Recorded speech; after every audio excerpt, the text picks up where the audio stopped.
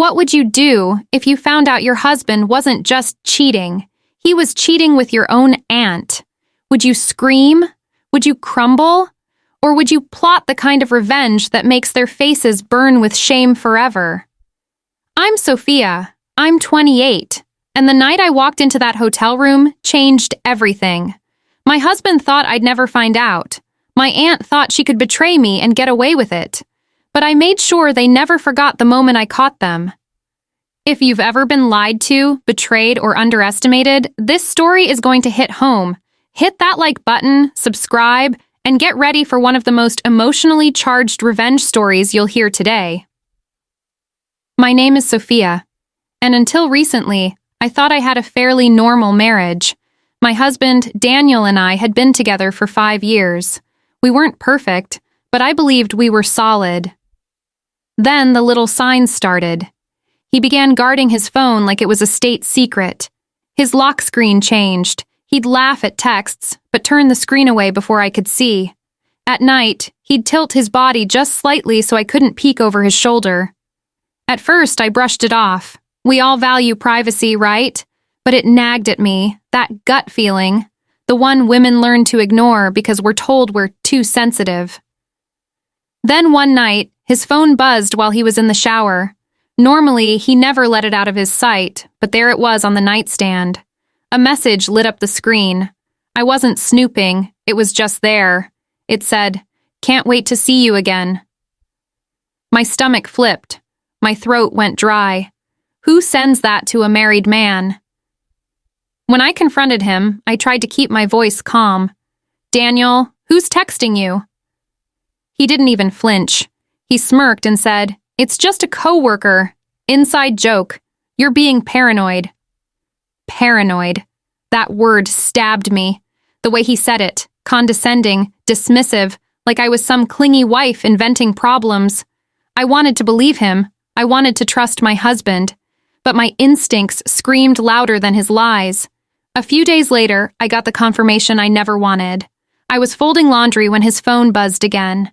This time, the name showed. It wasn't a coworker. It wasn't a stranger.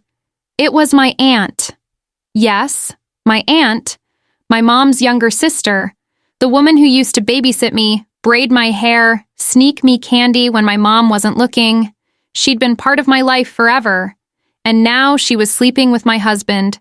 I felt like the air had been punched out of my lungs. I sank onto the floor, clutching that stupid phone, my hands trembling. My chest felt like it was caving in.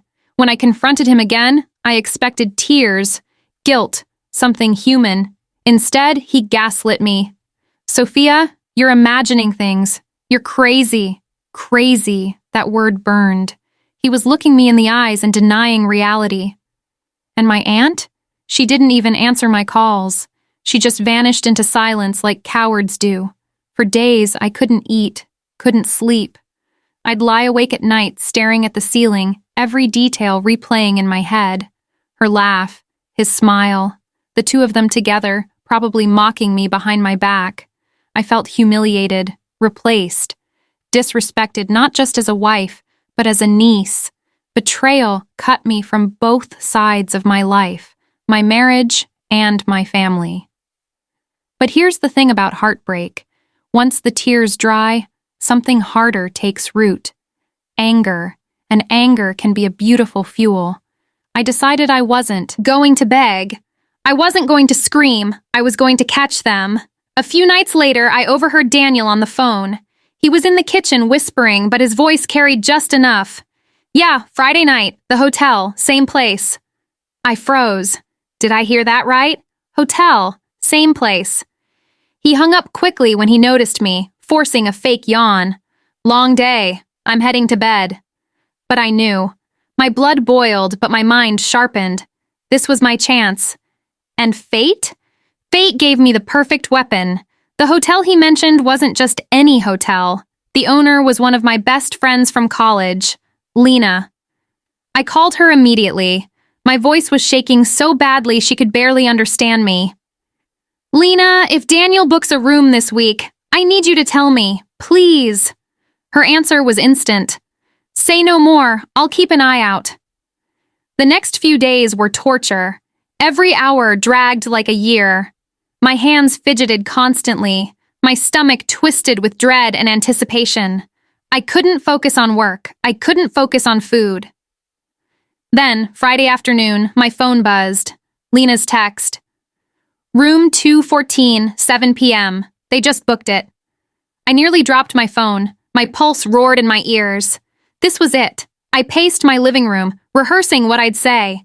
Should I scream? Should I throw his clothes out the window? Should I slap my aunt across the face? Every scenario ran through my head. But then I thought, no, I'll keep it cold, controlled. That'll scare them more than any tantrum. At 7:15, I pushed open those hotel doors. My heels clicked on the tile floor like gunshots. Lena was at the desk, her eyes wide, her lips pressed into a line. She slid me a key card and whispered, "Go, get him." The hallway was eerily quiet. My hands shook so hard I could barely slide the card into the lock. For a second, I considered turning back. Maybe I didn't want to see it. Maybe I wanted to keep pretending. But then the lock clicked, the door swung open, and there they were. Daniel, shirt half unbuttoned, guilty as sin. My aunt, perched on the bed, drink in hand, laughter frozen on her lips. They looked like deer caught in headlights. I stepped inside slowly, savoring every second of their panic. My voice came out icy, steady. "Don't stop on my account." The silence was thick. Daniel scrambled to his feet. "Sophia, it's not what it looks like." I cut him off. "Oh, it's exactly what it looks like." My aunt fumbled for words. "Sophia, please, it's complicated." I laughed. Sharp. Bitter. "Complicated? You're my aunt. He's my husband. There's nothing complicated about betrayal. It's simple. You two are disgusting." Their faces, God, I'll never forget their faces. Pale, ashamed, stuttering like children caught with their hands in the cookie jar. I pulled out my phone. "Smile," I said, snapping a photo. Daniel lunged forward. "Sophia, don't." I stepped back, smirking. "Relax, I don't need to post it. I don't need to ruin your lives. The memory alone is enough. Because from now on, you'll never gaslight me again. I caught you. I win." And then I walked out, calm, head high. That night, I sat in my car shaking, but not from sadness, from adrenaline. For the first time in weeks, I felt powerful again. Daniel tried to call me, dozens of missed calls, pathetic voicemails. "Sophia, please, it was a mistake. We can work this out." My aunt texted me novels of excuses. "I didn't mean to hurt you. It just happened." "You have to understand?" No, I didn't have to understand anything. I blocked them both, and for the first time, I slept like a baby. The best part wasn't just catching them. It was watching them crumble. They thought they were clever. They thought they'd never get caught. And when I walked into that hotel room, their perfect little secret shattered. Their shame, their panic, that was my justice. And the revenge? It wasn't loud. It wasn't messy. It was clean, surgical. The kind of revenge that lingers every time they look in the mirror.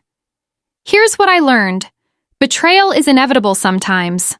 But when people reveal their true selves, believe them. Don't waste years begging for honesty from liars. Sometimes, the most powerful revenge isn't ruining their lives.